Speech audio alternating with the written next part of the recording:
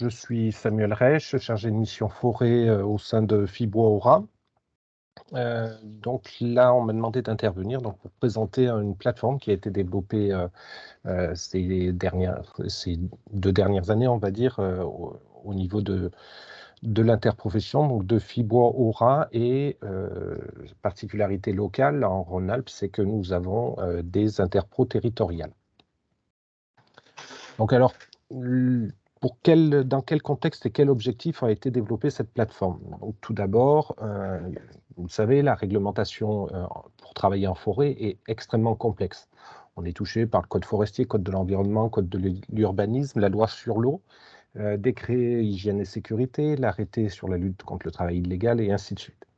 Donc effectivement, beaucoup de réglementations, difficiles à mettre en œuvre dans les entreprises, parce que souvent des structures de petite taille ou taille moyenne avec peu de moyens administratifs. Donc voilà, l'idée c'est d'avoir une plateforme qui permette de réaliser cette réglementation, enfin en tout cas d'appliquer cette réglementation, mais de façon pratique, on va dire. Donc en automatisant les démarches, en apportant l'information de façon simple et synthétisée, et donc de faciliter la gestion de ces documents et leur archivage. Donc il faut savoir que cet outil, donc il est orienté avant tout vers les gens qui sont responsables de ces réglementations, de l'application de ces réglementations sur les chantiers, donc à savoir les donneurs d'ordre. Donc j'entends par donneur d'ordre toute personne qui est propriétaire, toute entreprise qui est propriétaire des bois du moment où ils sont sur pied, donc achetés aux propriétaires, jusqu'au moment de leur vente. Donc il peut être bord de route ou rendu usine. Voilà, donc cet outil, donc c'est une plateforme, c'est pas un logiciel. Donc il est disponible, c'est un site internet tout simplement, donc c'est pour ça qu'on parle de plateforme. Et il est également disponible via une tablette. Donc en fait, la tablette vient en complément, c'est un outil qui vient en complément de la plateforme, mais qui n'est pas du tout indispensable pour travailler sur cette plateforme. Donc voilà, je vais vous présenter l'outil. Donc l'utilisateur, quand il rentre sur sa page, il va avoir un certain nombre d'informations. La première information, c'est des éléments sur rappel, on va dire, des obligations qui sont liées aux travaux forestiers. Donc, ça va être levée de présomption de salariat, document unique d'évaluation des risques professionnels, le port des équipements individuels, la pose des panneaux de chantier, les obligations liées au stockage et transport de bois sur route. Voilà, mais c'est un rappel réglementaire, donc ça n'apporte pas plus que de l'information.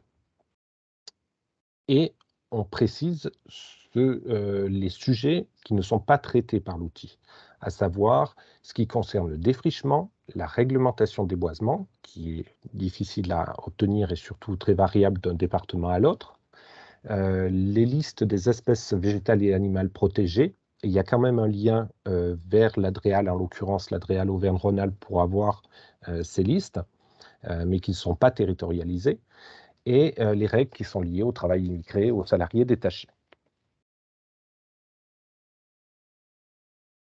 On va ensuite avoir d'autres informations. Donc si on va dans ce petit onglet en haut à gauche, on va avoir un certain nombre d'éléments.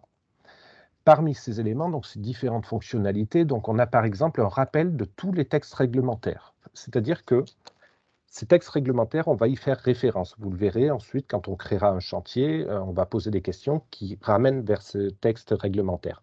Malgré tout, ils sont également disponibles à la lecture, donc sur cet onglet-là. Donc c'est la réglementation aussi bien nationale comme le décret hygiène et sécurité, que les seuils de coupe et de reboisement obligatoires, donc qui sont des seuils départementaux. On a d'autres éléments comme les contacts. Là, vous allez retrouver, alors pareil, vous verrez tout à l'heure dans le déroulé que ces contacts, on va les contacter directement. Vous n'aurez pas à chercher dans cette liste-là, mais malgré tout, on a fait un annuaire avec un certain nombre de contacts Donc là, en l'occurrence, c'est des contacts DDT. Vous aurez aussi la DREAL, le CRPF et tout organisme, les FIBOA bien sûr, et tout organisme qui peut vous être utile, la DRETS aussi et les correspondants locaux. Donc ça, c'est donc un annuaire officiel des organismes. D'autres fonctionnalités, on va avoir une cartographie de l'ensemble des chantiers qui ont été créés. Donc, c'est un récapitulatif. Donc, on peut cliquer dessus pour aller directement sur un chantier. On a aussi la liste des sous-traitants. Donc, c'est ici qu'on va pouvoir créer notre liste de sous-traitants. Alors, ça, c'est une liste en dur, entre guillemets, c'est-à-dire que vous allez utiliser toujours la même liste de sous-traitants que vous allez compléter et étoffer. Et ensuite, pour chaque chantier, vous irez chercher le sous-traitant qui va réaliser le chantier. Donc, on ne crée pas un sous-traitant à chaque chantier. Voilà très rapidement pour cet onglet. Alors, maintenant, on va rentrer dans le dur. Donc, vous allez chercher, on va ouvrir un chantier. Voilà, donc vous avez sur cette fiche d'accueil un tableau avec l'ensemble des chantiers qui sont en cours, donc c'est-à-dire qui n'ont pas été classés comme terminés. Donc, pour alléger un peu le visuel. Donc là, je sélectionne un chantier. Sur ce chantier-là, je vais avoir un certain nombre d'éléments. Donc, on va avoir des alertes, on va avoir des documents et on va avoir des courriels. Donc, tous ces documents, mails et alertes sont générés automatiquement. Et on verra tout à l'heure comment. Donc là, je vais créer un nouveau chantier. Donc, c'est là que tout se passe en fait. Quand je crée un nouveau chantier, je clique simplement sur la photo. Je vais renseigner les données génériques du chantier, donc ça c'est classique, c'est un numéro de chantier, c'est le nom du référent, la date de création, le lieu-dit, code postal, enfin bon, voilà, des éléments assez génériques. Quand j'ai créé ce chantier, donc simplement j'ai cliqué sur valider, je vais avoir un premier document qui va apparaître. Donc ce premier document qui apparaît, c'est la fiche de chantier, donc que certains appellent fiche de sécurité et d'autres fiche de vigilance. Cette fiche de chantier doit être créée pour chaque chantier. Donc c'est pour ça que dès l'ouverture du chantier, cette fiche de chantier va se créer. Je peux rajouter des documents. Donc par exemple, là en l'occurrence, je vais ajouter un document qui s'appelle situation. Donc c'est un fichier image. C'est simplement le plan de situation du chantier que j'ai rajouté ici. Voilà, donc tout simplement, ça se fait en 2 clics. Maintenant, on va passer à l'étape suivante. Donc, on a créé le chantier, les données génériques. Maintenant, je vais ajouter un propriétaire. Donc, on ouvre une fiche donc, avec les coordonnées. Donc, c'est les données génériques. Si le propriétaire existe déjà, ça va rappeler les données du propriétaire. C'est-à-dire que ça va aller chercher dans la base de données. Là, en l'occurrence, c'est Monsieur Paul. Oui, il existe déjà. J'ai déjà travaillé pour lui. Donc, ça va reprendre ces données, ces coordonnées que je peux modifier. Et là commence un élément très important. Donc, c'est le petit lancer le questionnaire qui est ici, qui va me permettre de répondre un certain nombre de questions et de savoir dans quel cadre je suis, dans quel cadre réglementaire je suis. En effet, quand je clique dessus, je vais avoir toute une série de questions qui me sont posées sur la propriété et le propriétaire. Donc là, un exemple, le propriétaire dispose-t-il d'un document de gestion? Alors, il y a tout un texte ici que vous voyez en gris, en italique. Rassurez-vous, on n'a pas besoin de le lire à chaque fois. Ça, c'est simplement pour préciser la question qu'on pose. C'est les premières fois, quand on commence à utiliser l'outil, qu'on a besoin de lire les petites lignes pour bien se rappeler, pour être sûr de la question qui est posée, mais ensuite, ça roule tout seul. On s'arrête à le propriétaire dispose-t-il d'un document de gestion? Oui, non. Et là, au fur et à mesure qu'on va répondre aux questions, il y a tout le déroulé en fait qui va apparaître. Donc là, en l'occurrence, c'est le propriétaire ne dispose pas de document de gestion, sa propriété fait moins de 25 hectares, la nature du peuplement, c'est autre peuplement. Alors, ça, c'est relatif aux arrêtés, en fait. Si c'est une peuplerée, si c'est un taillis, si c'est une futée, on n'aura pas le même les arrêtés sont différents d'un département à l'autre, donc on n'aura pas le même déroulé. Donc on aura besoin de savoir si c'est un autre peuplement que ceux qui sont en fait exonérés de déclaration, grosso modo. Donc la surface du chantier pour ce propriétaire, la surface, là en l'occurrence, elle sera inférieure à 4 hectares. On aura une seule chose ici, c'est une alerte. Donc on note cette alerte, on constate qu'il y a cette alerte, et on valide, et en fait, on va la retrouver ici, cette alerte. Donc elle apparaît sur la fiche la page du chantier. Donc on a bien cette alerte, obligation de régénération dans les 5 ans à venir en cas de coupe rase supérieure à 1 hectare. Voilà. Le chantier pourrait très bien faire 4 hectares, donc on serait ou 2 hectares, on serait supérieur à 1 hectare en tout cas, mais il pourrait y avoir une partie qui sera en éclaircie, une petite partie de 0,5 hectare en coupe rase qui n'est pas soumise à obligation de régénération. Donc c'est pour ça que ce n'est qu'une alerte, ce n'est pas une obligation réglementaire dans les textes. J'ai mon propriétaire. Maintenant, je veux ajouter des parcelles cadastrales à ce propriétaire. Même chose, je renseigne les données génériques. Si besoin, j'ai un petit outil cartographique qui va me permettre de situer ma parcelle et de sélectionner. Donc là, j'ai cliqué dessus. Donc ça me permet de sélectionner une parcelle voisine. Donc je reviens, ensuite je la sélectionne et je reviens ici. Et maintenant, je vais répondre à un certain nombre de questions. Comme pour le propriétaire, en fait, je vais avoir une série de questions qui, là, pour le coup, sont relatives à la parcelle et non plus à la propriété et au propriétaire. Donc, comme là, par exemple, c'est un nouvel exemple, c'est la présence de réseau. Toujours pareil, on a un texte descriptif qui est très complet, rassurez-vous, on ne le lit qu'une fois. Et ensuite, on répond tout simplement oui, non aux questions qui sont posées. Donc là, par exemple, on va voir que c'est un peu plus complexe. Est-ce qu'il y a un espace boisé classé? Alors oui. Donc là, c'est une alerte. Il faut consulter l'arrêté de dispense et ou se renseigner en mairie. Donc ça, c'est la loi. Si la coupe est-elle dispensée ou non de déclaration? Donc là, on a consulté soit l'arrêté de dispense, soit la mairie. Et on se rend compte que cette parcelle n'est pas dispensée. Donc, il faudra faire une déclaration en espace boisé classé. Voilà, donc là, en l'occurrence, on a aussi un cours d'eau à sec, enfin un cours d'eau. Donc, cours d'eau, donc une alerte, respecter les préconisations émises par la DDT Service de l'eau. Et c'est un mail à faire. Donc, traversée de cours d'eau, on doit consulter la DDT avant toute déclaration ou demande d'autorisation. Donc voilà, une série de questions. Je valide cette série de questions.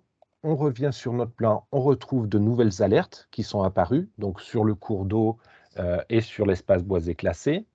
On retrouve un nouveau document qui est la demande de coupe en espace boisé classé, donc qui reste à remplir, et des nouveaux mails. Un mail qui est lié à la déclaration espace boisé classé, et un mail qui est lié à la demande d'information auprès de la DDT pour la traversée de cours d'eau. Samuel, je peux Ouais, t'interrompre une seconde? bien sûr. Il y avait deux questions de Sophie Lefrançois. Donc, une première question, donc, on l'a vu un petit peu avant, mais sur la mise à jour des contacts, comment est-ce que ça se passe? Est-ce qu'il y a En un l'occurrence, engagement? alors, pour l'instant, on a plusieurs façons de fonctionner, c'est un peu en fonction des organismes. Avec la DREDS, en fait, régulièrement, on met à jour nos données parce qu'on les utilisait déjà par ailleurs, ces données pour la déclaration de chantier. Donc, il y a une mise à jour régulière. Par contre, avec les DDT, ça fonctionne un peu différemment. Les DDT en aura nous ont demandé un accès. Donc, elles ont un compte ouvert qui leur permet d'avoir accès pour consulter les réglementations pour voir si elles sont bien conformes, pour consulter les contacts pour voir s'ils sont bien conformes. Donc, c'est le fonctionnement qui a été choisi plutôt par les DDT. Voilà. Mais donc, bien sûr, il y a une mise à jour, il y aura une mise à jour au moins annuelle sur ces documents, c'est-à-dire une information auprès des organismes pour s'assurer que toutes les coordonnées dont nous disposons sont bien les bonnes. D'accord, et donc il y avait une deuxième question, un petit peu, en partie répondue, mais comment assurez-vous la mise à jour des données réglementaires qui sont dans les documents d'urbanisme?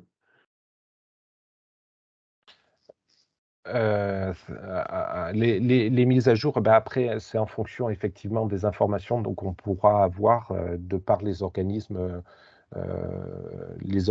partenaires, ouais. Merci. Je sais pas, ouais.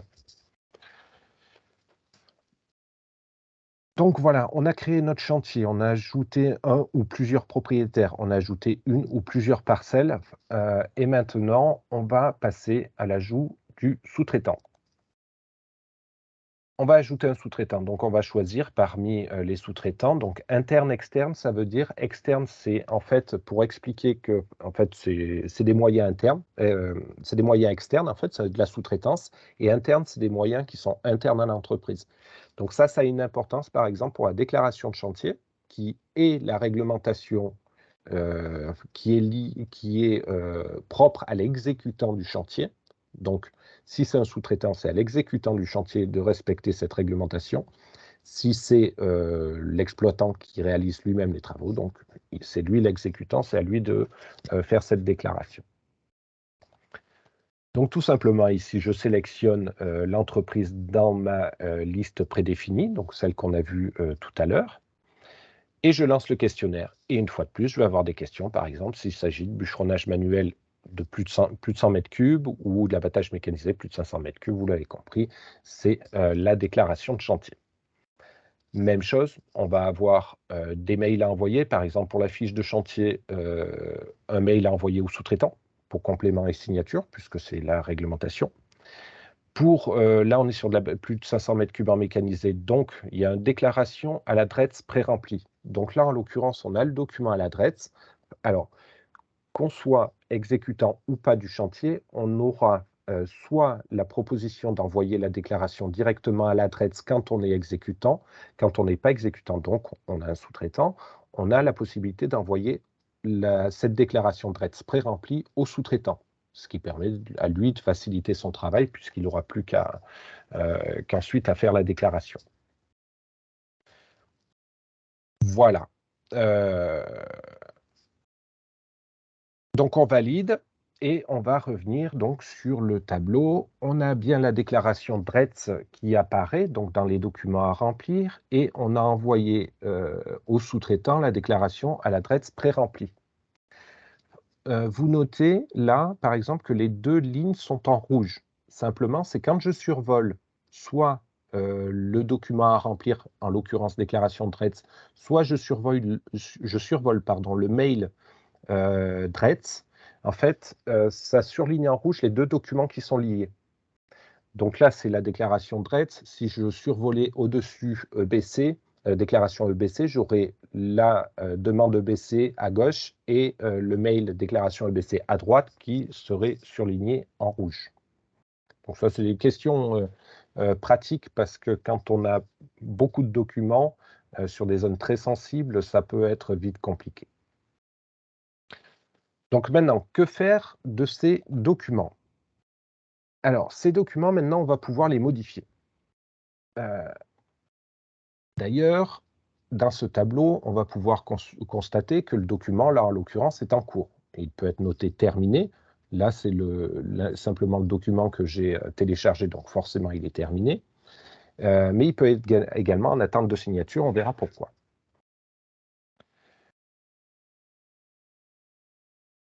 Donc là, en l'occurrence, voilà, ce document, fiche de chantier, il est noté en cours. Donc là, je vais cliquer dans le tableau sur pré-remplir.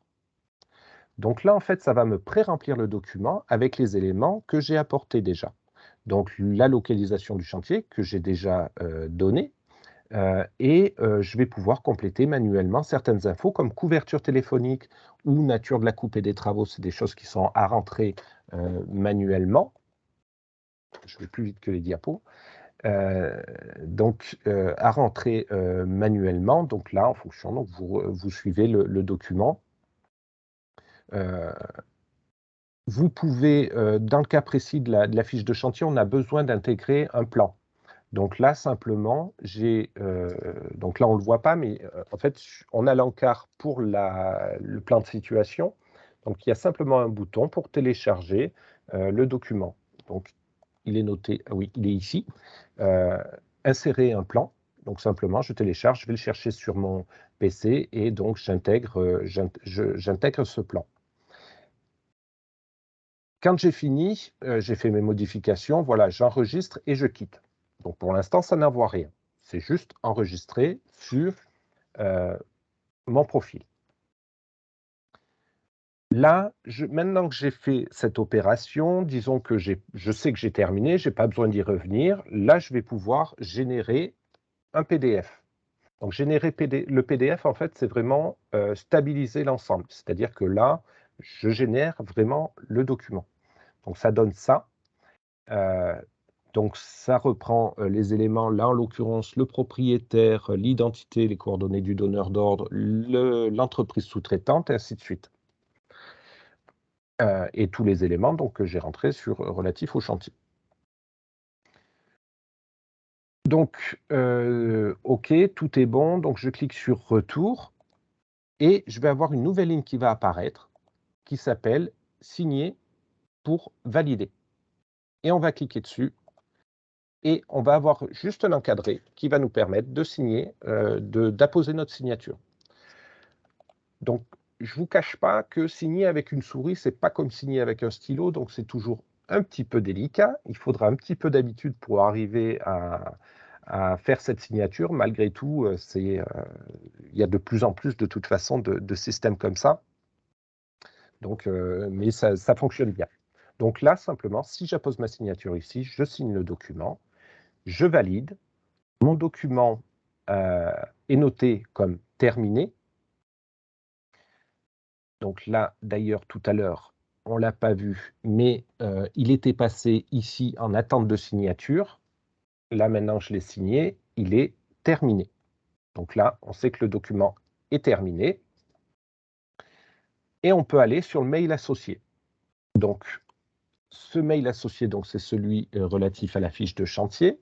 Je vais cliquer sur le bouton en face de cette ligne et je vais avoir mon mail. Donc, il y a un corps de mail qui est proposé, un destinataire qui est proposé. Là, en l'occurrence, on n'avait pas le mail du sous-traitant, mais normalement, c'est le mail du sous-traitant. Un objet qui est, enfin, en l'occurrence, sujet qui est proposé. Et donc, voilà, si vous souhaitez modifier le corps de texte, si vous souhaitez, vous faites ce que vous voulez. Vous pouvez même rajouter des pièces jointes. Là, il y en a une qui est rajoutée automatiquement, c'est bien sûr la fiche de chantier, puisque c'est le mail qui est lié à ce document. Mais vous pourriez rajouter un plan de situation, un cabis, enfin absolument ce que vous voulez. Donc, ce mail, vous le vérifiez, tous les éléments sont là, vous pouvez l'envoyer. Alors, ce qui est important de savoir, c'est que c'est pas Forêt en règle qui a une adresse mail et qui va l'envoyer à votre destinataire.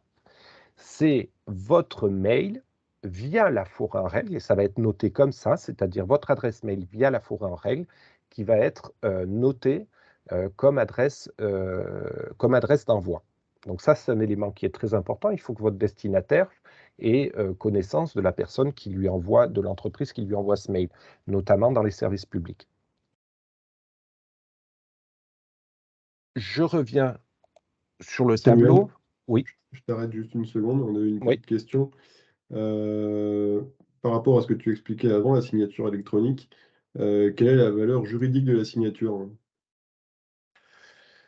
À partir du moment où le document signé par rapport à ce qu'on a vu, ça vaut comme une signature classique, au même titre que quand vous recevez un recommandé, le facteur vous fait, enfin un recommandé ou un document contre signature, on vous fait signer sur un écran. C'est la même chose, a priori, tout simplement.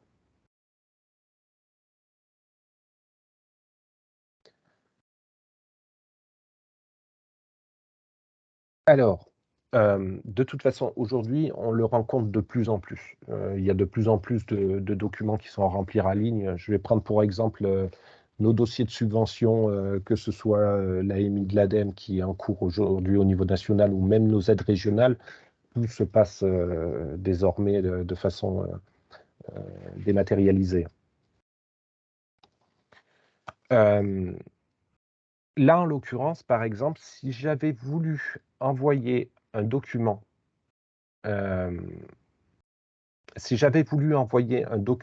sans qu'il soit validé, donc là, en l'occurrence, si je cherche à envoyer le document DRETS, voilà, je clique dessus, je veux signer, envoyer, ça m'indiquera ça, document déclaration DRETS PDF non terminé, puisqu'effectivement, il est toujours noté en cours. Tant qu'il ne sera pas noté terminé, ça refusera d'envoyer le mail.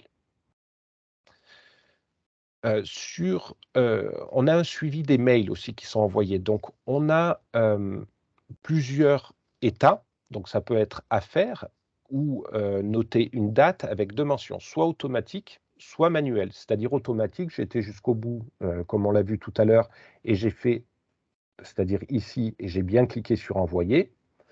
Ou je peux aussi le fermer entre guillemets manuellement, c'est-à-dire dire oui, oui, je l'ai envoyé. Et donc dans ce cas-là, ça notera la date du jour et ça indiquera manuellement. Donc ça, c'est si par exemple, il y a un document qu'on ne souhaite pas envoyer, on a possibilité de le faire, hein. Il n'y a bien sûr aucune obligation, aucune contrainte.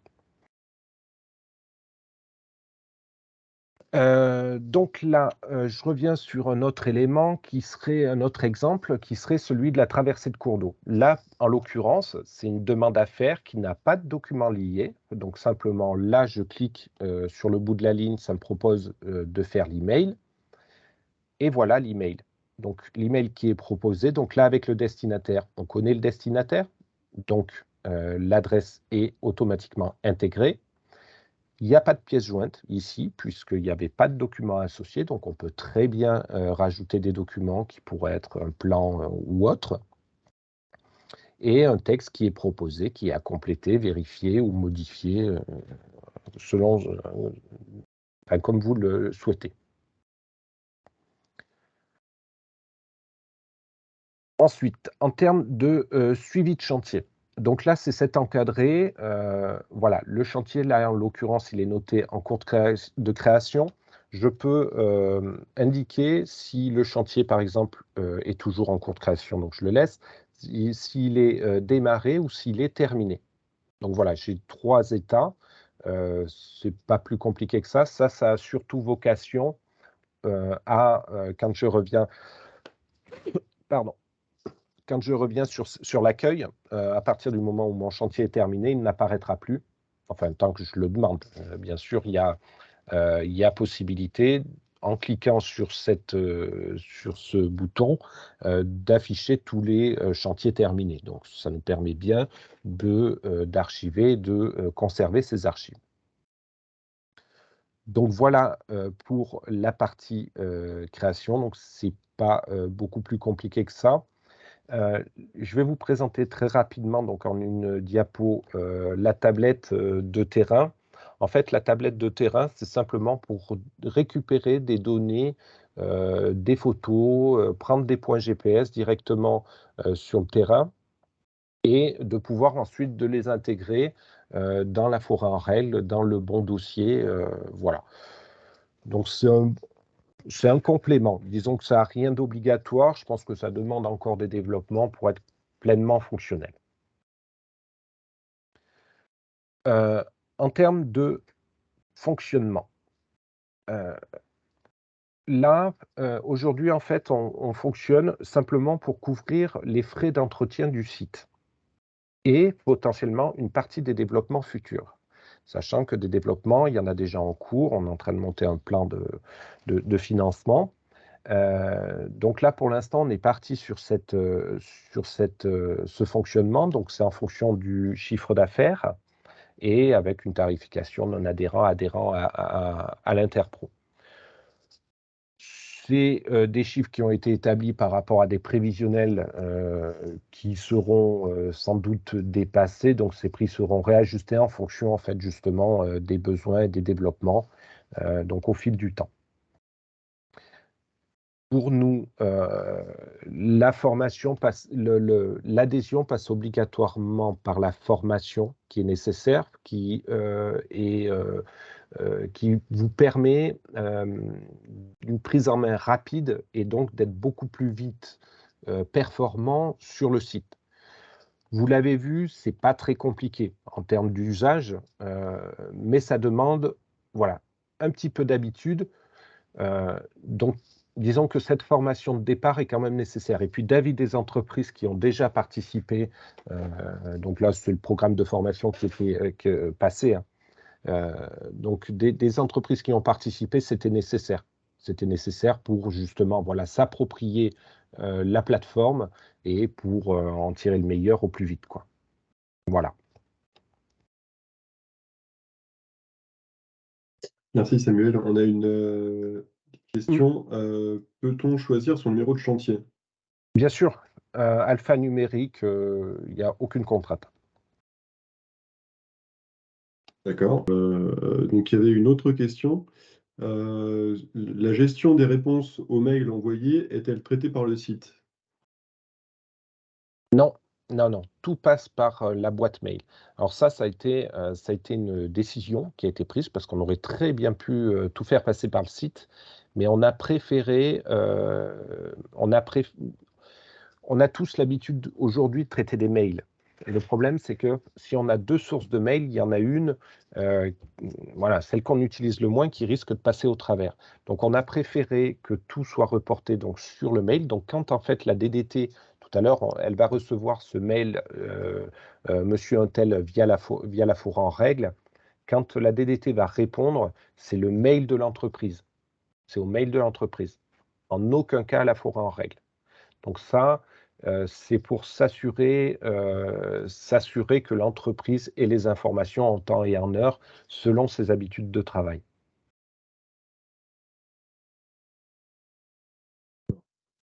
Complément à la question, est-ce que c'est de même pour les DT? Pour les Pour les DT DT. DICT, non. Effectivement, aujourd'hui, il y a pas les DT DICT, puisqu'il y a un site qui est, le site de réseau et canalisation, qui permet de faire ces déclarations et qui est reconnu comme tel. Donc on n'a pas les DT DICT. Peut-être un jour. Là, il faut D'accord. faut faut avoir conscience que, hem, ce type de site, je l'espère très fortement et j'espère que l'avenir me donnera raison, mais de toute façon, il ne peut qu'évoluer. Il est pas parfait, il ne le sera jamais réellement, parfait parce que pour multiples raisons, mais en tout cas, l'objectif, c'est de répondre au maximum de besoins, et de faire évoluer donc les choses assez rapidement. Aujourd'hui, on a lancé Forer en règle, disons en cette version, on va dire la version, bêta, on l'a lancé au mois de décembre. Depuis, les choses ont bougé puisqu'on a déjà 3 projets de développement, notamment le DURP. Donc là, vous avez vu que, il y a la petite ligne DURP là, sur, la deuxième ligne que vous voyez à l'écran, c'est DURP. On a un projet avec les MSA, d'Auvergne-Rhône-Alpes de créer un DURP, personnalisable. C'est-à-dire que sur ce lien, en fait, heu, dans l'année j'espère, enfin au plus vite, on cliquera sur ce lien pour accéder à son propre DURP qui sera personnalisé. Donc vous aurez choisi les éléments qui vous concernent, et sur des propositions qui seront faites par les MSA. C'est-à-dire, est-ce que, vous aurez des listes déroulantes de risques? Vous serez concerné, vous ne serez pas concerné par telle activité, telle autre activité, par tel risque, tel autre risque. Vous choisirez, vous ferez votre programme en fonction donc des URP, donc ça veut dire que derrière, il y a peut-être des actions à mettre en place, tout ça. Donc ça, vous devrez définir les actions à mettre en place et vous aurez des alertes, par exemple: «Attention, cette action était prévue, sur cette année, on arrive à échéance» ou échéance dépassée ou DURP, vous savez que vous devez le consulter tous les ans, le mettre à jour tous les ans. on vous sollicitera. Donc, simplement, sur cette ligne, il sera indiqué DURP à vérifier. Donc, vous saurez que vous avez cet élément à faire, cet élément à vérifier. Ça, c'est la première option. Le deuxième développement primordial, ça va être l'appli ETF, qui va permettre aux ETF sur smartphone de déclarer leur chantier. Donc là, c'est des discussions qui nous restent à voir encore avec le SDIS, donc avec les pompiers, mais on souhaiterait qu'il y ait une liste d'entreprises, donc une sorte de registre d'entreprises qui soit consultable par et uniquement par le SDIS, qui permettra d'identifier où est l'entreprise. C'est-à-dire que monsieur un tel a disparu ou il ne répond plus.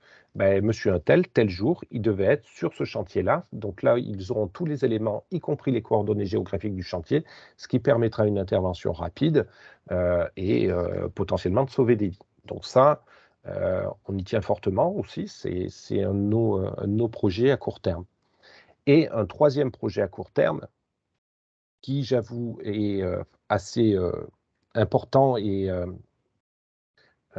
qui va prendre un peu plus de temps, je pense, c'est en fait, alors nous, on a mis en place ce qu'on appelle des modes opératoires voirie. En gros, les entreprises, les donneurs d'ordre doivent déclarer leur chantier à la mairie, quelle que soit la surface, ils doivent informer la mairie. Dans ce cadre-là, en fait, donc il y a des référents sur chacune de ces communes qui sont concernées. Et donc là, l'idée, c'est d'avoir un accès pour ces référents qui puissent suivre les demandes qui leur sont faites et échanger, là, du coup, via la plateforme ou par mail, comme ils le souhaitent.